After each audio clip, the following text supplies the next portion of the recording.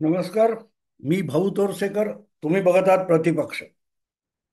मित्रांनो, कधी कधी मला अशी गंमत वाटते की काही शब्द का जुळून येतात.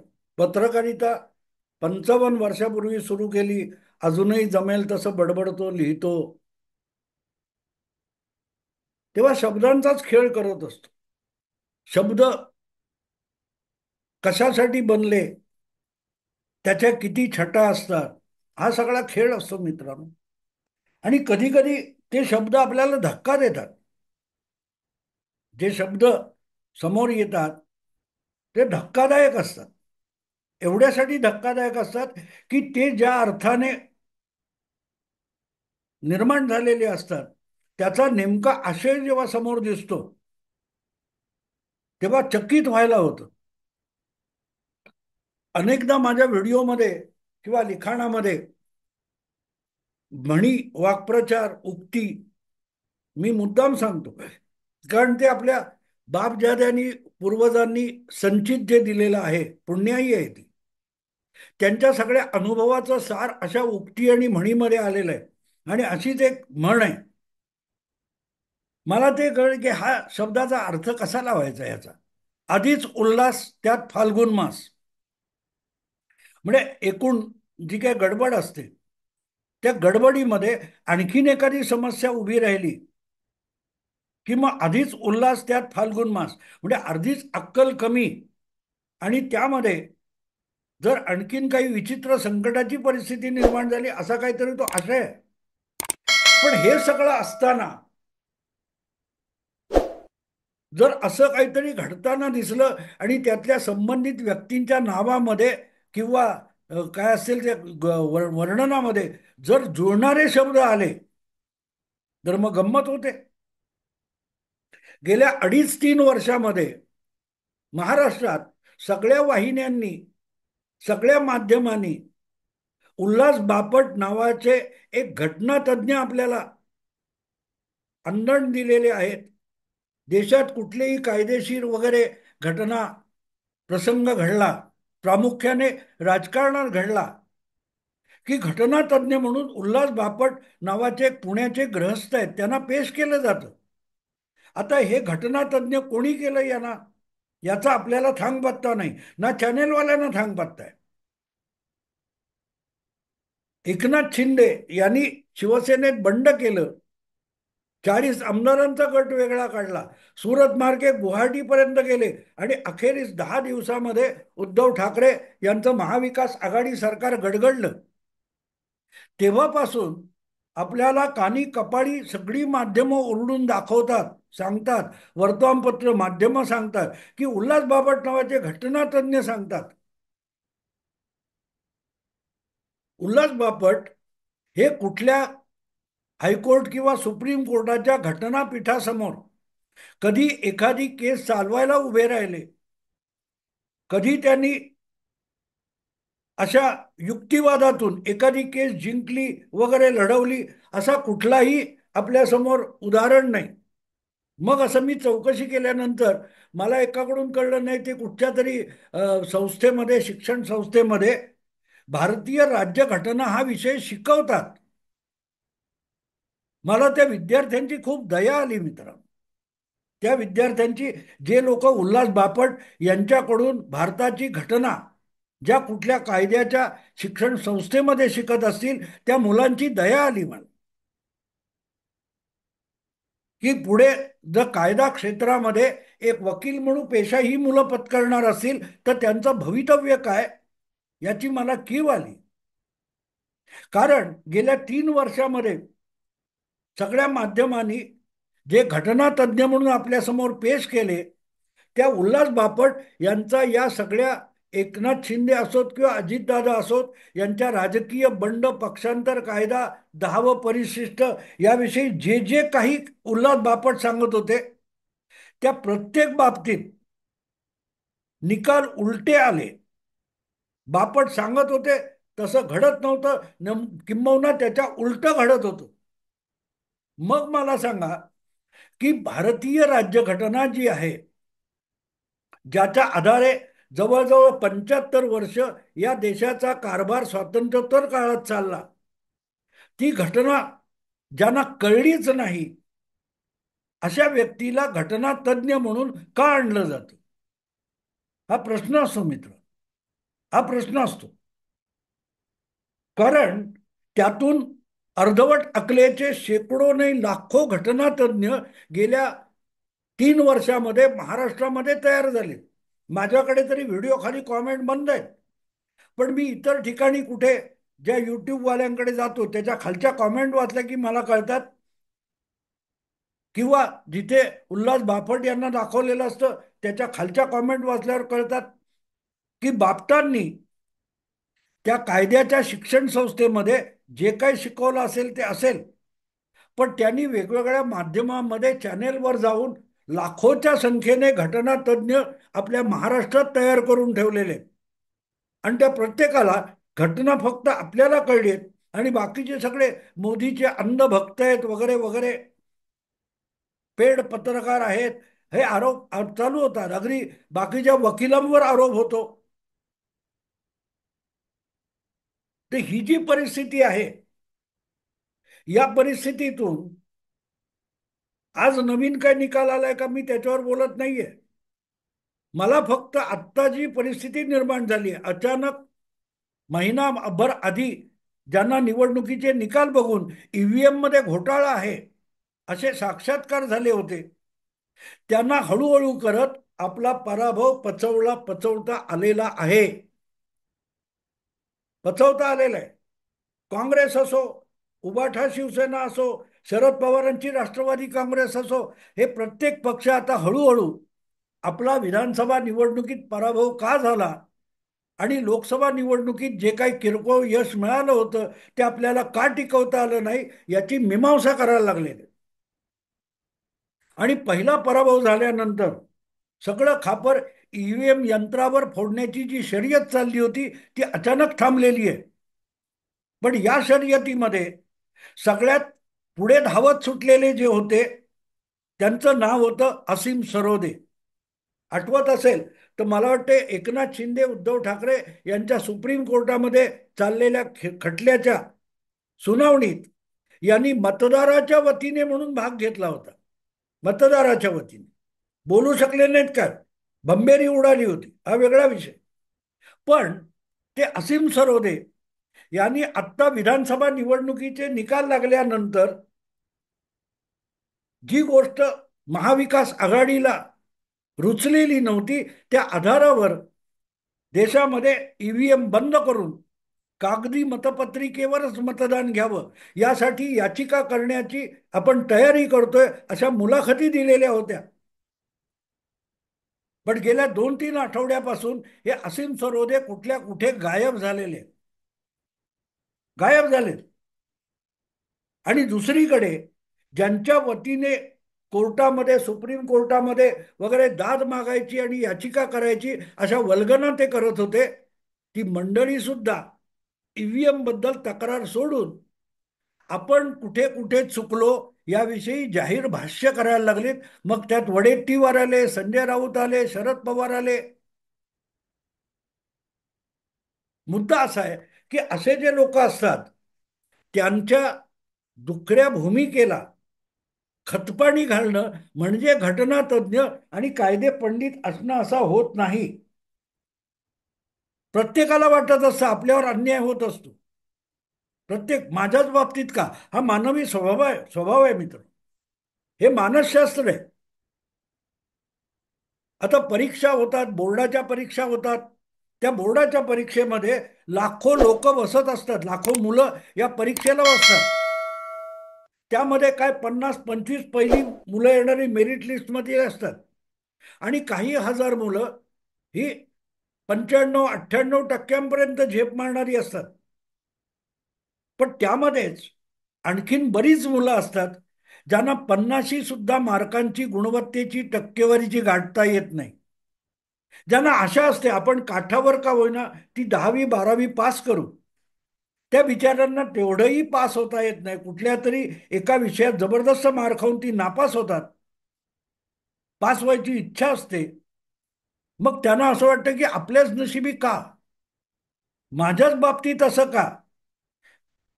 आणि मग हे असले बुवाबाजी केल्यासारखं बोलणारे लोक असतात की तुमच्यावर फार अन्याय होतो, तुमची ग्रहदशा अशी आहे, असं सांगणारे जे कुडमुडे ज्योतिषी किंवा हस्तरेखा दाखवणारे असतात, त्यापेक्षा बापट आणि असीम सरोदे यासारखी मंडळी वेगळी नसतात. ज्याला कायद्याचा न्यायाचा कुठलाही आधार नाही, पुरावा तर नाहीच नाही, अशा बाबतीत दुखावलेले पराभूत झालेले असतात. त्यांना तू चुकलेला नाहीस असा सांगणारा माणूस आवडतो. आणि म्हणून उल्हास बापट असोत किंवा असीम सरोदे असोत, अशा लोकांना माध्यमातले काही पत्रकार संपादक अगत्याने परत परत दाखवत होते. कारण अशा अनेक पत्रकारांना युती हरायला हवी होती आणि युती जिंकलेली आवडत नाही, किंवा उद्धव ठाकरे हा जगातला सर्वोत्तम मुख्यमंत्री आहे असं दाखवणारे जे मीडिया होता, त्या मीडियाला उद्धव ठाकरे यांचं सरकार पाडणं आवडलं नाही, तर एकनाथ शिंदे यांना गुन्हेगार ठरवणारे जाणकार जाणते घटनातज्ञ हवे होते. आणि मग आपल्याला घटनातज्ञ काय तो आवडली नाही, ती घटना चूक आहे हे दाखवण्यासाठी उल्हास बापट यांना घटनातज्ञ बनवलं जातं. गंमत लक्षात घ्या मित्रांनो, यातली गंमत लक्षात घेतली पाहिजे. आता काय झालं सांगा मग. आणि मी घटनातज्ञ नाही, मी एक सामान्य पत्रकार आहे. अगदी इंदिरा गांधींच्या विरोधात आणीबाणीच्या काळामध्ये 1975-76च्या काळामध्ये जो सुप्रीम कोर्टात खटला चालला, शांतीभूषण, नानी पालखीवाला यासारखी मंडळी जे युक्तिवाद करत होती, त्या बातम्या पीटीआय वरून यायच्या. त्याचं भाषांतर करता करता कायद्यातली त्रांगडी काय असतात हे मी अनायसे शिकून गेलो होतो. अनायसे शिकून गेलो. माझी कायद्याची अक्कल तेवढ्यापुरती मर्यादित आहे. पण माझ्यासारखा एक सामान्य पत्रकार ज्या कायद्याच्या बाजू समजावून सांगू शकत होता, त्या जर उल्हास बापट यांना समजत सुद्धा नव्हत्या, त्यांना घटना तज्ज्ञ म्हणून पेश करणं ही आपली केवढी मोठी दिशाभूल असेल हे तुम्ही लक्षात घ्या. राज्यपालांनी काय करावं, राज्यपालांनी येऊ केलं पाहिजे वगैरे वगैरे बोलत होते. या देशात राज्यपालांनी काय काय केलंय हे तरी उल्हास बापटांना माहिती होतं का. सगळी घटना कायदे धाब्यावर बसून आंध्रच्या एका रामलाल नावाच्या राज्यपालाने रातोरात एन टी रामाराव या मुख्यमंत्र्याला, त्याच्या पाठचं बहुमत नाही असं त्याच्या मनात आलं राज्यपालाचा, त्यांनी मुख्यमंत्री बरखास्त केला आणि भास्करराव नावाच्या माणसाला मुख्यमंत्री करून टाकला. एक महिनाभर भास्करराव हा मुख्यमंत्री होता, कुठलाही विश्वास प्रस्ताव न देता. आणि 29 दिवस पूर्ण झाल्यावर त्या रात्री त्याने राज्यपालांकडे मुख्यमंत्री पदाचा राजीनामा दिला. आणि परत त्याच राज्यपालांनी एन टी रामाराव यांना मुख्यमंत्री पण करून टाकलं, शपथविधी उरकला. दरम्यान रामाराव राज्यपालांकडे आपल्या पाठीशी बहुमत आहे म्हणून अख्ख्या आमदारांना घेऊन गेलेले होते. ते रामाराव दिल्लीला आपले सगळे आमदार बहुसंख्य आहेत हे दाखवायला राष्ट्रपती ज्ञानी झैलसिंग यांच्यापर्यंत गेले होते. ते पंतप्रधान असलेल्या इंदिरा गांधींपर्यंत सुद्धा आमदार घेऊन जाणार होते, पण इंदिरा गांधींनी त्यांना भेटायला साफ नकार दिला. इतके भारतीय राज्यघटनेचे धिंडवडे काँग्रेसच्या हाती सत्ता असताना राज्यपालांनी उडवलेले आहेत. आणि 1957 पासून 2005 पर्यंत ही प्रक्रिया अखंड चालू होती. याचा मागमूस ज्यांच्या डोक्यात नाही आणि ज्यांना सांगता येत नाही किंवा ज्यांना आठवत सुद्धा नाही, माहिती सुद्धा नाही, ते राज्यपालांचे अधिकार, त्यातल्या मर्यादा जेव्हा सांगायला लागतात तेव्हा हसावं की रडावं हे कळत नाही मित्र. आणि अशा लोकांवर आधारित जेव्हा उद्धव ठाकरे, शरद पवार वगैरे राजकारण खेळायला जातात, तेव्हा त्यांना तोंडगशी पडण्यापलीकडे पर्याय उरत नाही. आणि असे उल्हास पवार किंवा असे असीम सरोदे जेव्हा समोर येतात, तेव्हा मग मला आधीच उल्हास, त्यात फाल्गुन मास हे शब्द आठवतात. हे शब्द आठवतात. कारण आता गंमत बघा, की ती निवडणूक, आपलं ती केस सुप्रीम कोर्टामध्ये 26 नोव्हेंबरला संपुष्टात आली. कारण 26 नोव्हेंबरला महाराष्ट्र विधानसभेची मुदतच संपून गेली. ती विधानसभा, ज्या विधानसभेतल्या आमदारांच्या पात्रतेचा विषय होता, ती विधानसभाच संपली असेल, तर त्या विधानसभेतले जे आमदार होते ते आमदार राहत नाहीत. त्यामुळे ते पात्र की अपात्र हा विषय सुद्धा आपोआप निकाली जातो. त्यालाच केस डिबार होणं म्हणतात. आणि हे होणार होतं. हे होणार होतं, हे सुद्धा मी सुप्रीम कोर्टाच्या निकालाच्या आधारावर सांगितलं होतं. बोम्मई बोम्मई बोम्मई बोम्मई केस म्हणून जे आधार घेऊन ओरडा घटना तज्ज्ञ वगैरे मंडळी करत असतात, त्या बोम्मईंचं सरकार सुद्धा, मला वाटतं नरसिंहराव पंतप्रधान असताना कर्नाटकचं बोम्मई सरकार बरखास्त करण्यात आलं. आणि ते बरखास्त केल्यानंतर विधानसभा सुद्धा बरखास्त करण्यात आली. त्याच्या विरोधात ते तत्कालीन मुख्यमंत्री बोम्मई यांनी सुप्रीम कोर्टात धाव घेतली होती. आणि सुप्रीम कोर्टामध्ये तो खटला चालून त्याचा निकाल येईपर्यंत कर्नाटक विधानसभेच्या 2 निवडणुका होऊन गेल्या. बोम्मई यांचा दावा बरोबर ठरला.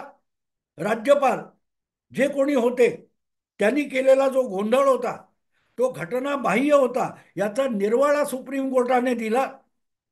पण म्हणून त्या बोम्मईंना परत मुख्यमंत्री म्हणून आणणं अशक्य होतं. कारण दरम्यान 2 विधानसभा निवडणुका होऊन गेल्या होत्या. ती विधानसभा बरखास्त होऊन त्या जागी 2 नव्या विधानसभा पुढे निवडून आल्या होत्या. आणि म्हणून नेमकी तीच गोष्ट उद्धव ठाकरे, एकनाथ शिंदे या प्रकरणात अपरिहार्य होती. की ती उद्धव ठाकरे यांनी स्वतःच मुख्यमंत्री पदाचा राजीनामा दिला असल्यामुळे त्यासाठी राज्यपालांना आरोपी बनवता येत नाही, याचा निर्वाळा सुप्रीम कोर्टाने दिला. पृथ्वीराज चव्हाण हे घटनातज्ञ नव्हते, पण त्यांनी पहिल्या दिवशी उद्धव ठाकरेंचा राजीनामा ही घोडचूक असल्याचं म्हटलं होतं. आणि ती गोष्ट उल्हास बापट यांना सांगता सुद्धा येत नव्हती. इथेच कळतं की आधीच उल्हास म्हणजे कमी अक्कल असणं, आधीच उल्हास, आणि त्याच्यात असीम सरोदे नावाचा फाल्गुन मास. अगदी उद्धव ठाकरेंच्या पक्षाच्या बैठकीत जाऊन कायदेशीर मार्गदर्शन असीम सरोदे करतात. तेव्हा भिंतीवर कपाळ आपटावं की दगडावर कपाळ आपटावं असा प्रश्न पडतो मित्र. ज्या वेळेला अशा लोकांना माध्यम आपल्या समोर जाणकार म्हणून पेश करतात, त्यामुळे आपल्या ज्ञानात भर पडत नाही, पण आपल्या बुद्धीला गंज चढू शकतो. आपली बुद्धी अधिक दुबळी होऊ शकते. हे मुद्दाम आज सांगतोय मी तुम्हाला. याचं कारण असं की आता अशा केसेस अधिकाधिक होणार आहेत. अधिकाधिक होणार आहेत. कारण मला असं दिसतंय की नजीकच्या काळामध्ये जे काही उरले सुरले विरोधी पक्ष आहेत त्यांच्यात सुद्धा फाटाफूट होण्याची शक्यता आहे. कारण राजकारण बिघडत चाललंय. पण ह्या राजकारणाचे निकाल आणि हे राजकारण हे न्यायालयीन आखाड्यात खेळलं जाता कामा नये. पण असीम सरोदे आहेत, ते ईव्हीएमला चॅलेंज करायला जाणार. आणि उद्धव ठाकरे असतील किंवा आणखीन कोण असतील, अशा लोकांना खुश करणारी उत्तरं देऊन त्याच्यावर मीच मलम लावू शकतो असं म्हणणारे वकील त्यांनाही हवे असतात. पण एक गोष्ट आहे की शब्द कधी कधी इतके चपखल असतात की उल्हास बापट हे घटनातज्ञ आणि आधीच उल्हास त्यात फाल्गुन मास ही म्हण कशी अक्षरशः जुळणारी आहे हे सांगणं मला आवश्यक वाटलं. कारण नजीकच्या काळात या ज्या कोर्ट कचेऱ्या होणार आहेत त्यामध्ये तुमच्या समोर जेव्हा अशी माणसं येतील तेव्हा त्यांचे प्रत्येक दावे प्रतिदावे चाळणी लावून तपासा. एवढ्यासाठी हा विषय केला. असीम सरोदे जर झाल्यानंतर, निवडणुका संपल्यानंतर कोर्टात जाणार होते, त्यांनी त्या याचिकेचं पुढे काय केलं तेही सांगायला हरकत नाही.